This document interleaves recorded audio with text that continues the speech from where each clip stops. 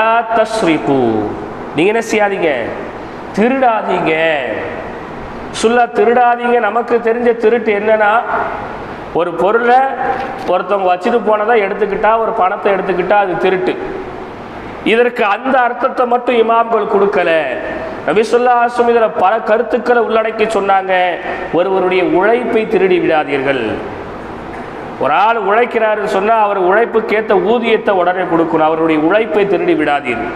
ஒருத்தவருடைய மானத்தை திருடி விடாதீர். ஒருத்தவர் ஒரு சின்ன தவறு செஞ்சிட்டார்னா அவமானப்படுத்துறது அவருடைய மானத்தை திருடுறது. தொழுகையை நீங்கள் திருடி விடாதீர்கள்.